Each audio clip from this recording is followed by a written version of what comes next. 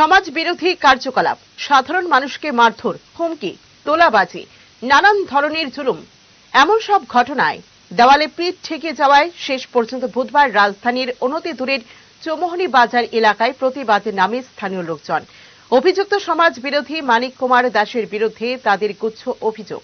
এলাকাবাসীর বক্তব্য, দিনের পর দিন অসামাজিক কার্যকলাপ চালিয়ে যাচ্ছে ওই অভিযুক্ত। বিভিন্নভাবে সাধারণ মানুষের এবং ব্যবসায়ীদেরও ক্ষতি সাধন করে চলেছে ওই অভিযুক্ত। তাকে আইনের আওতায় আনা হোক, এমনটাই দাবি লোকজনদের। সূর্যমণি গ্রাম পঞ্চায়েতের বাসিন্দা মানিক কুমার দাস, যিনি চৌমুহনী বাজারে একটা দোকান ঘর করে কাঠের ব্যবসা করছেন, যদিও এটা অবৈধ কাঠের ব্যবসা, কিন্তু এই অবস্থায় চৌমুহনী বাজারের বিভিন্ন ব্যবসায়ীদের বিভিন্নভাবে আইন এবং আদালতের ধমক দিয়ে করাপশনমূলক কাজকর্ম করে গেছেন। সেই প্রতিবাদে আমরা দুইটা পঞ্চায়েত থেকে, এখানে দুই পঞ্চায়েতের প্রধানরা আছেন, মেম্বাররা আছেন, উপপ্রধান আছেন, এলাকাবাসী আছেন, সবাই মিলে যৌথভাবে তার এই অন্যায় কাজের জন্য আমরা একত্রিত হয়ে অন্যায়ের প্রতিবাদ করছি।